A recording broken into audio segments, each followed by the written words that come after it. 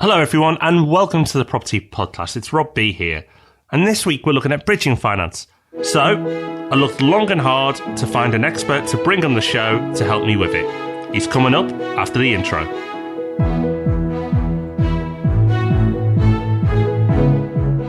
Oh, I almost don't want to speak now because it's just going to be a disappointment. Yeah, it's me, Rob D, here in the capacity of guest expert and here as usual. So sorry if you were expecting someone more glamorous.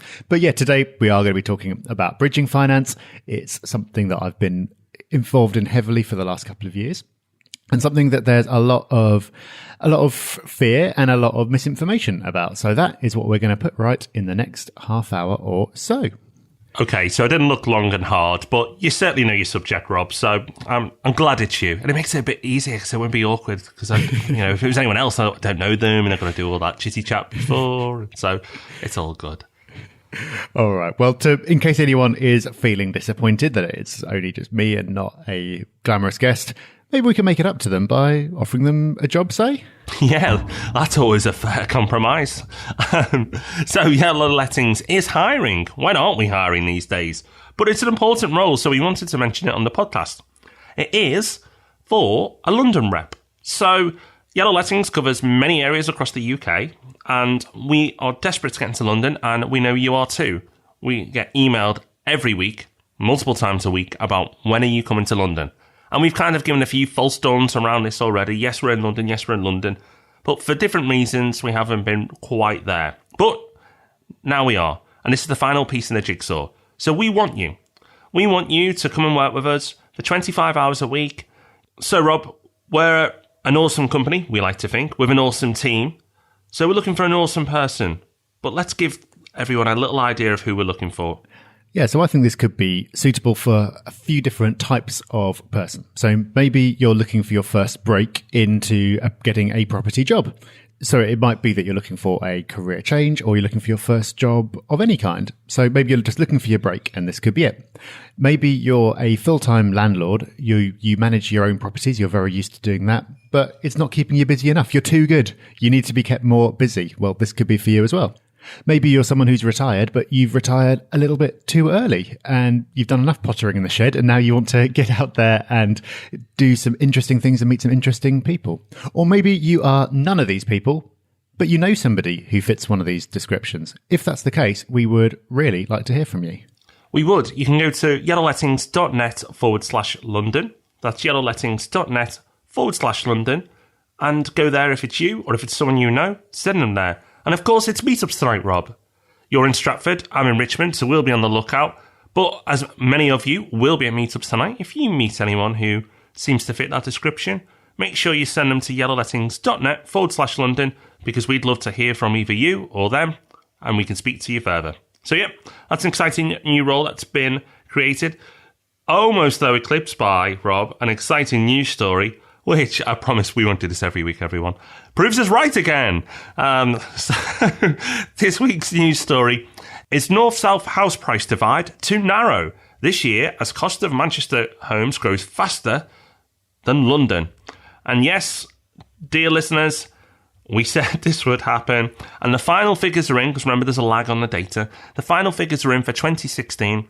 And Manchester grew pretty much 9% last year, 8.9%. And London as a whole grew 7.3%. And other cities we earmarked for you to keep an eye on. Liverpool, 7%, just behind London, pretty much the same. I expect that to possibly beat it this year. In 2017, doing very well. Leeds at 5% growth. So lots of places we've mentioned and said to look out for, doing very well indeed. Keep a lookout for the news story link in our show notes, which this week is thepropertyhub.net/bridging. But we promise next week to do something a little bit different that keeps proving us right. We will bring some variety to our news stories, but it was very pleasing to read. And it's a point that's worth emphasising as well, I think, because there is still this pervading belief that you will get the highest capital growth in the southeast. Okay, I'm accepting a lower yield, but I really want to make it work because the capital growth is higher. Just because it's been the case doesn't mean it's always going to be the case. So maybe we'll sneak in one more mention of that at some point just to ram the point home. We'll see. It's really interesting, actually. I'm having people come to me now at RMP and say, will you take this London stock off me? No, I've not had that for years. I'm saying no, but it's interesting it's happening. And they're offering, money off prices they've sold at very recently. So it's really interesting.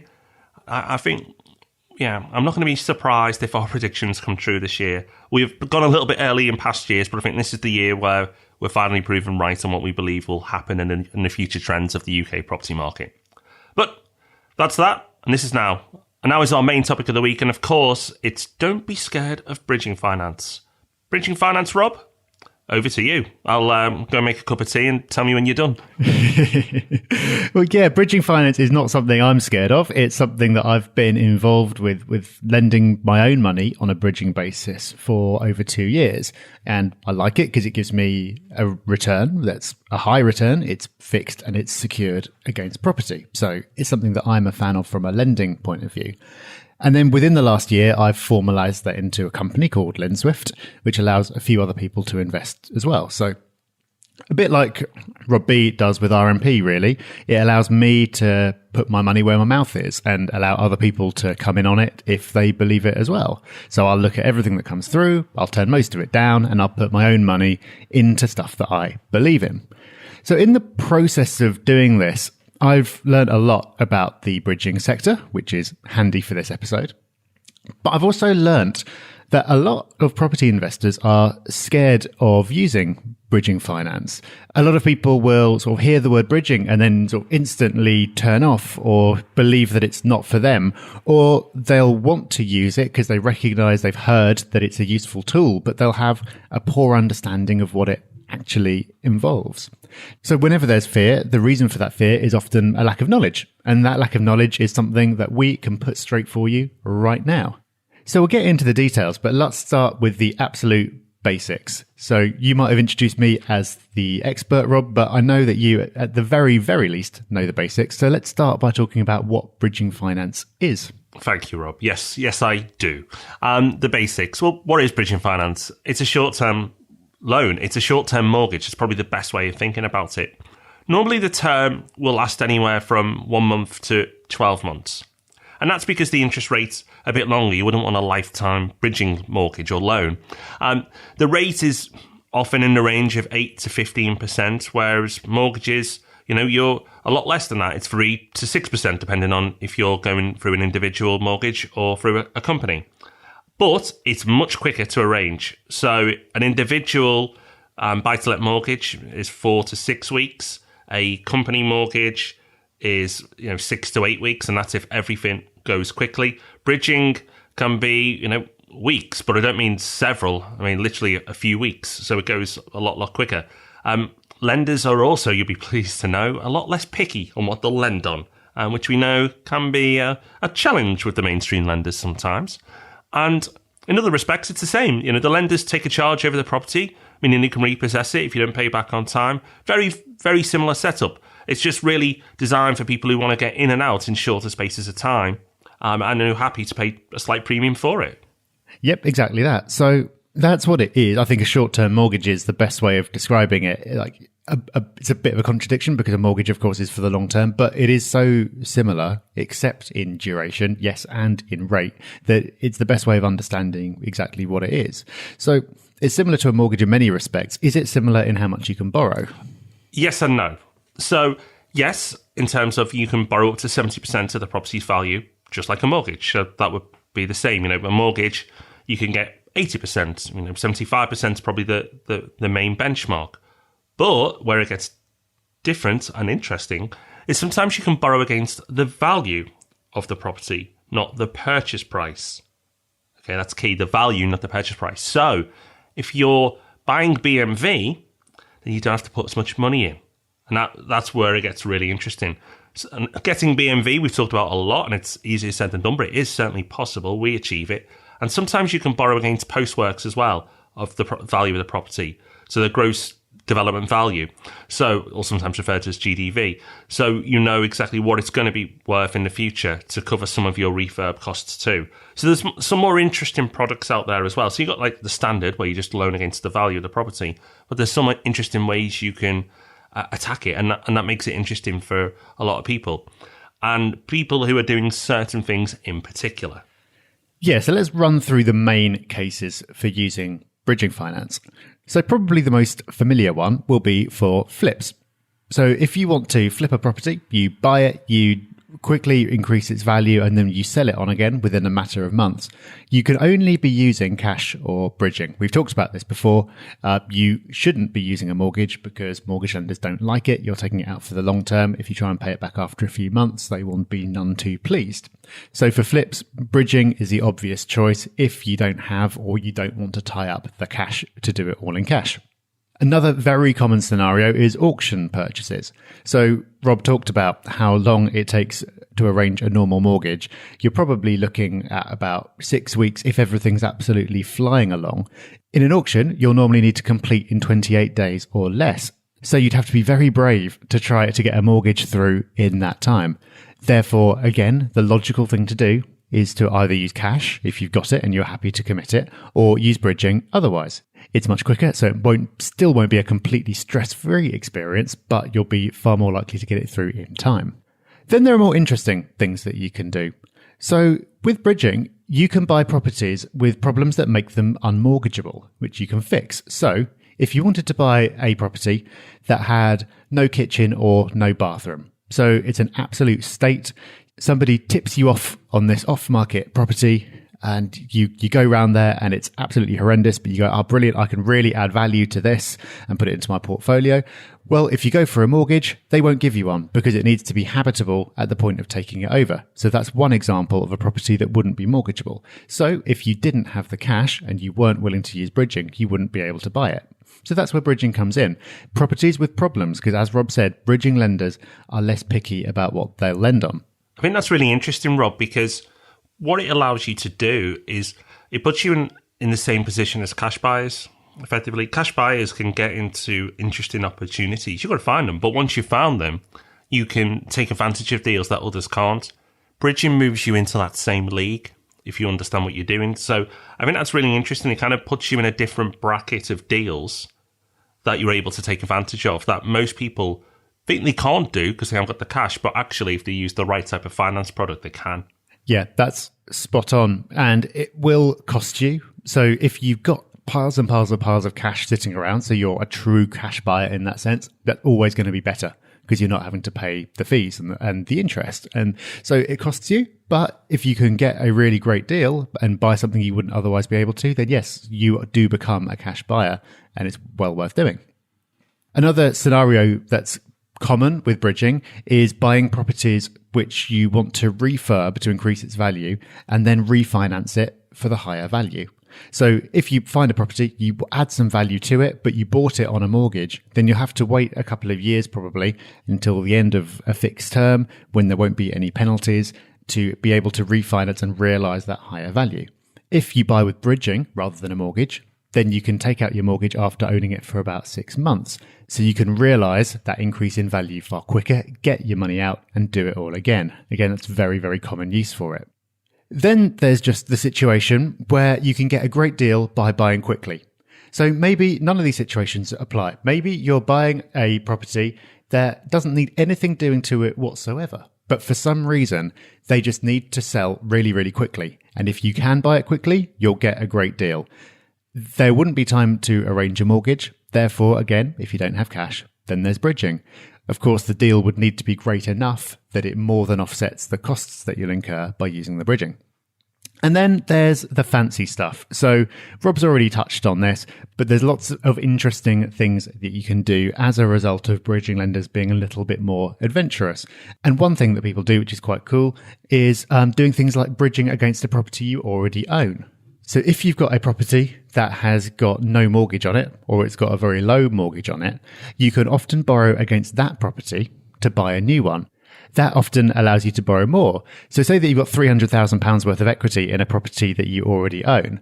Well, that would allow you to buy a property for £100,000 and spend £50,000 on the refurb and still have plenty left over to spare. Whereas if you were bridging against the property that you were buying, you'd only be able to borrow a percentage of that 150k that you needed. So that's a way to use a property that you already own to mean that you don't have to put any of your own cash at all into a project. So there's lots of cool stuff you can do. Most of it comes down to speed and flexibility. They're the real advantages. There's all situations where you can profit by doing something quickly or doing something creatively that most other people can't do. So there are lots of great uses for it. But of course, it's not a cure-all. There are some situations when you definitely should not be using bridging. Of course, it's clear, it sounds exciting. If you've not heard it before, this is a new tool I can use for pretty much everything. It's not for everything.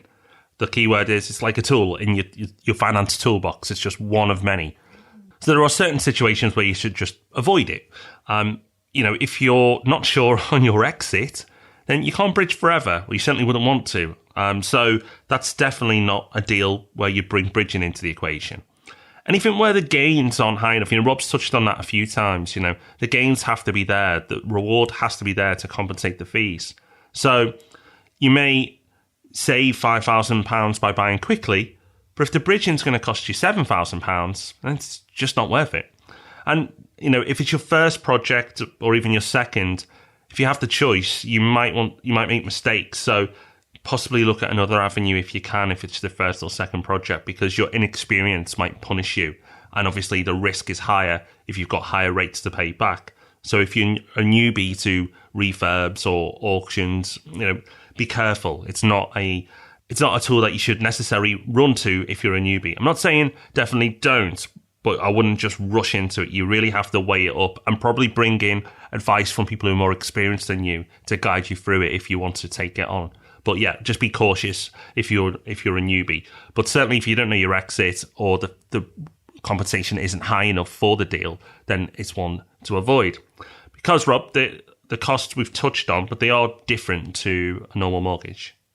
Yeah, it's expensive money. And when I tell you how much it'll cost, you're probably going to fall off your chair and go, well, why do I ever want to use that? But I'll then give you a case study that shows why you might want to use that. So it will cost you. So typical interest rates for bridging are in the range of 8 to 15% per year. So you're looking at least double what you'd be paying on your long-term mortgage. Now, that's okay because this is only for a short period of time. If you were stuck on that rate forever, you would be very unhappy and you'd very much struggle to make any kind of deal work. But you're only using it for a short period of time. That's why you need to be very clear about your exit and make sure it doesn't go on for longer than you expect it to. On top of that, you pay fees. So just like with a mortgage, you will pay an arrangement fee, an evaluation fee, and all manner of other fees, some of which you pay up front, some of which are added to the loan. The same is the case for bridging. You'll be paying around about 2 to 3% of the borrowed amount in fees, I would say. So that's going to be higher again than your average mortgage, and it's over a short space of time, so those fees can seem a bit painful. So interest around 8 to 15%, fees around about 3%, plus you've got all your usual legal and valuation costs as well. And these fees can all be structured in various different ways. So we've talked about the flexibility of bridging. There are lots of different products out there, lots of different ways of doing it. So for example, instead of paying the interest monthly, like you'll be used to doing with your mortgage, if you're not going to have the cash flow and the ability to do that because you're not going to realize your gain till the end, then you can either deduct all that interest at the start, or you can sometimes, if there's enough profit in the deal, save it all up and pay all that interest at the end. So it eases your cash flow throughout the project. So there are lots of different ways of doing it.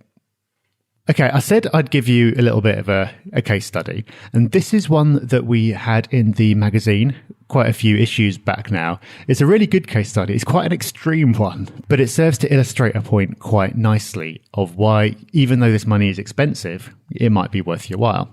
So this was a case of a property that was worth £100,000. And this investor managed to buy it for £63,000.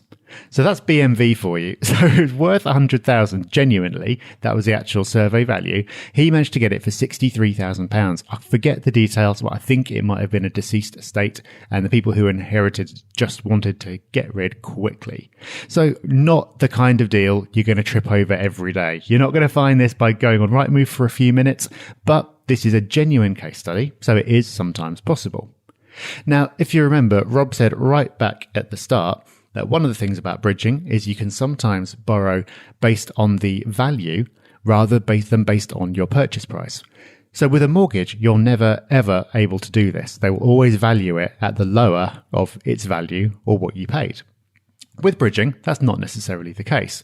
So on this, he managed to get a bridging loan for £60,000 because that was based on the value of £100,000 rather than the purchase price of £63,000.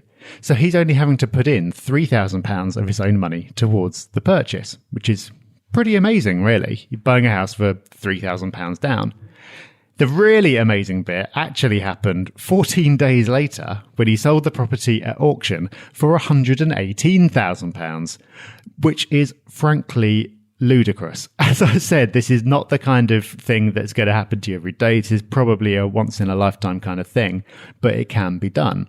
The numbers are extreme, but it illustrates a point that can apply even when you're not doing deals quite as good as this one. So the cost of borrowing that money, that £60,000 for 14 days, was £3,556. And that sounds really expensive. You're borrowing that money for 2 weeks and it costs you £3,500.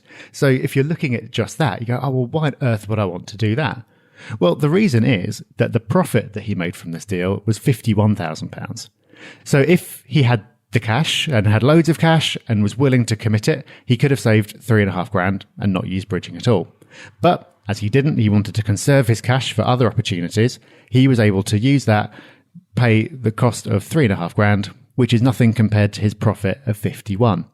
So I like that case study because it illustrates the power of bridging and some of the useful things that you can use it for, the characteristics that make it really handy. And it also illustrates why you might want to do it. So if you decided to just buy cash because you wanted to save a quid, and then another deal like this came along next week and you couldn't do it because you didn't have the cash, you'd probably wish that you just paid for the bridging. So in summary, yep, it's expensive, but sometimes it's worth it. And the key is knowing whether for any given deal it's worth it or not. Yeah, that is a credible deal. And as Rob points out, you're not going to get one of these every week or every month or even every year. But the point there stands. But even if you halved all those numbers in terms of profit levels and all the rest of it, it still would work. And that's the point. Please don't come and ask me for 40% below market value deals. I've not seen one in over 10 years. But even if that was 20% below market value, it still would have worked. So the point stands, even though it's, as Rob said, an extreme example, it's still a real one, and the numbers still work even at not extreme levels. So what do lenders look for? Well, obviously, they're looking for short-term risks because it's short-term lending. So complete opposite to a mortgage. You'll be possibly pleased to hear that they're more interested in the property than you. And this is because if the security goes wrong, they'll know that the property is worth enough to cover their debt because they've already done a valuation, and that's all that matters. They'll want to be confident in your ability to complete the project and, of course, pay them back, but they're not as fussy on how much income you have. And even sometimes bad credit is okay. So for people who have experience in refurbs or can just give the confidence to the lender that you're going to be able to see this project through, wherever it may be, they're going to be comfortable lending to you if the deal is strong enough. It's not so much about you, which is, kind of how lending should be. Yeah, and as a lender, I understand this because if you're giving a mortgage, you're giving somebody money for 25 years. You want to know that they have a solid income. So whatever happens over 25 years, and a lot can happen, that they'll still be able to pay you back. And that's why they're looking at the amount of rental income that the property produces, and they're looking at the amount of money that you've got just in case you need to chip in. Still a bit daft if you ask me, because you could check someone's got a job and then they'd lose their job tomorrow, but you can see where they're going with it. But when you're lending for just 6 or 12 months, then that's not a factor anymore. You just want to know, my money is secured against this property, so what is this property worth? That's really all that matters. Okay, so let's move towards wrapping this up. We've talked about some of the situations when bridging is great. We've talked about some of the risk. We've talked about some of the situations when you shouldn't use it. Let's try and put some of this into some golden rules. So golden rules of bridging. So first rule, Make sure that your bridging term is long enough to give you time for what you want to do and to arrange your exit. So you might want to try and keep the terms of the bridging loan as short as you possibly can because it will save you money. But if you run over your term, it starts to get even more expensive and you get into the realms of penalty interest and all sorts. So make sure you give yourself a bit of breathing space. If you think, for example, I can get the refurb done in a month and I'll have it sold in 2 months. So, well, okay, but what if it takes you longer to get the sale through? What if something happens? Give yourself plenty of time. And the same applies if you're refinancing as well. Second golden rule, always have a plan B. Because again, you don't want to get stuck on this expensive type of financing. So if you can't sell, for example, so that was your plan, you wanted to sell, but now time is ticking on and you're just not getting any bites, can you refinance and add it to your portfolio instead? Make sure at the start that you're able to do that. Or flip it. If you're planning to refinance, but for some reason you're unable to, can you sell it instead? Always have a plan B. Third golden rule, if you're planning to exit by refinancing, make sure that you will be able to refinance and do that by speaking to a broker first. So this is where you can fall foul of something that we talked about earlier. Bridging lenders aren't so picky about your income, your situation, and so on. That's great. But if you then try to refinance, you'll be going with a long-term lender who will be fussy about all those things. So you don't want to get to that point and then they'll go, oh, actually, we're not able to lend to you. So speak to a broker first and make sure that that refinance exit is there if you need it. And finally, fourth golden rule, if your first plan of exit is selling, make sure that you can still break even if you have to drop the price for a quick sale to pay your bridging facility back. So, of course, you've got your dream price that you want to sell it for, but if it's taking too long, you need to drop it right down. Can you still cover your costs? So basically, in a worst case scenario, will you at least break even? Best case scenario, you'll make money. So those are 4 golden rules. If you obey those, you shouldn't get into any trouble. But Rob, as we mentioned at the start, people are scared of bridging. Why are they scared of bridging? And what's a different way of reframing it to remove that fear? It's just understanding it. And I think this is the whole point of this episode is understanding what it is and what it isn't. People think it's expensive, which compared to a normal mortgage and a normal buy-to-let, it is. But if there's an opportunity to make money, then it's cheap. And that's what it's about. It's about assessing it against each deal. People look at numbers, and they do this in cash flows. They might go, oh, I don't like service charges, but the ROI might be higher at the bottom than against the house, but they get fixated on a number in the middle of the cash flow. And it's exactly the same here. This is your finance cost in the middle of your cash flow. It doesn't matter if it's big or small. What matters is the number at the bottom. And if that's a big number, then it doesn't matter how much you're paying for the finance. Yes, of course, if you've got cash, then cash is king, go in. But if you haven't got cash, but you still want to do these type of deals that we've talked about, it gives you an option. People also are wary because they think it's risky. And if you know what you're doing, then it's not. That's what it comes down to. It comes down to knowledge. Of course, if you're completely new to property, you've never done it before, and you take on a loan of 15%, you might be at risk. But if you know what you're doing, then you should be fine. And the other thing is, as I said, it's because people don't know what it is. They hear about it, they go, ooh, yeah, sounds exotic. But once you understand it, you can see when it's a really, really effective tool, which hopefully, through this episode, we fixed. So, to find out more, go to lendswift.co.uk/borrow, that's Rob's company, and check out the calculators they've got there, really cool, where you can see how much you can borrow and what it would cost you. And I think Rob would say, of course, shop around and all that. But the main thing is you can just play around with it first and get an idea. And if you're looking at these types of deals, then you can see if it works for you and then possibly approach LendSwift. But the main thing is now you've been armed with the knowledge to be able to make those decisions. And this is key. Trust alone is going to leave you vulnerable. If you invest with trust because you go, it's the same with R&P as well. I trust Rob B or I trust Rob D, so I'll work with them. Trust alone leaves you vulnerable. But when you've got trust and education, it's a powerful combination. You want to trust the people you work with, but you also want to be empowered with the education. And that puts you in a really strong position. So that's what, you've now got. You've got that education. And of course, you can bypass all our companies and do it other places as well. You're not tied to us. You can shop around to your heart's content. But the main thing is, 1, we've got the knowledge over to you, and that's our main aim of the podcast, is you understanding what these subjects are, what they're about, so you've been empowered with the knowledge and the education to go and use it to your benefit. And I hope it has been to your benefit. Yeah, exactly. And I should emphasize, Rob's already said it, but I should say it again, don't just work with my company because it's my company. If you like the podcast, that's a great reason to consider, but it doesn't mean that you should. Sometimes it will be the best option, sometimes it won't. But we've put these calculators together, so whether you're interested in using us or not, you can go and sort of learn a little bit more by applying some of this, by going and seeing how much you could borrow for a particular deal and what it would cost you. It's often difficult with bridging to work out exactly what it will cost because a lot of lenders are less than transparent. They won't tell you what it will cost without you getting on the phone with them, or there'll be lots of fees that you're not being told about that come to light later. Unfortunately, that's the way it is. And so the way that we've decided to approach things, which hopefully you'd get the sense of from the podcast, is transparently. So you can go on there and play around. You don't have to hand over any data at all. You can just see what's what.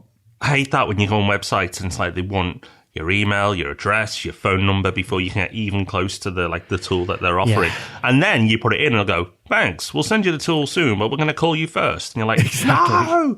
No! Right. Anyway, we've got a great resource of the week coming up. I've really enjoyed this resource, so I'm looking forward to telling you about that. And of course, we'll let you know what's coming up next week. But before that, oh yes, you know what time it is. You're going to hear that round of applause. Because it's Review of the Week. And this week it comes from Myad72, and Myad says, want to make 100k in 14 weeks? Well, this is the wrong podcast for you. Rob and Rob provide a grounded and level-headed look at all aspects of property investment. The focus is on actionable advice to help listeners with their long-term goals. You'll find no secret strategies or pitches for high-cost courses here, just common sense, discussion on guidance and wealth or real-life experience. They work hard to make an enjoyable listen, and it works. Well, thank you, Myad. Thank you very much. That's a great review, and if you'd like to leave us a review, well, you're probably going to get a lot more luck in your life if you do. No, we can't promise that, but we will be happy with you, and I think that's probably good enough. Yeah, do please leave us a review. You get read out on the show, we get happy, everybody wins. And we say that it's difficult to leave a review on iTunes. It's not that hard. Go over to thepropertyhub.net/podcast and we'll show you how to do it. Okay, so that's nearly the end of the show, but we cannot wrap up an episode of the Property Podcast. It's in our constitution. It is illegal for us to wrap up the Property Podcast without giving you a resource of the week. And this one is a book that you've suggested, Mr. B, which I haven't read. It's been on my wish list ever since it came out. And we were talking about it the other day. You said you've read it and you enjoy it very much. And that book is 0 to 1 by Peter Thiel. It is. I tackled this one by audiobook through my Audible account, and I've really, really enjoyed it. Great book. I think it's worth explaining who Peter Thiel is to those who don't know. Some people go, of course I know who Peter Thiel is, and that's fine. But some people might not. Peter Thiel is a multi-billionaire. He's certainly worth over $1 billion. So he's a billionaire based in Silicon Valley. He's most famous probably for being part of the PayPal Mafia, which is a group of people who co-founded PayPal and went on not only to sell that for crazy money, then pretty much all of them went on to start other companies, which the vast majority sold for over £1 billion or are worth over £1 billion today. So an incredible group of people. Some of the other people you may have heard of, Elon Musk, anyone? Rockets and getting to Mars, that guy? Yep, he was one of the same people in the same group. And Peter Thiel is rightly held in a very high regard too. So if he produces any content, I'd like to get my hands on it, and I have. In fact, I'm like you, Rob, I'm almost embarrassed it's taken me this long to get to it because of all the interesting things he's done. Now, this is a guy who isn't short of opinions, a bit like us, Rob. He's not short of an opinion or two. And I don't agree with everything he says in this book, but I do agree with a lot of it.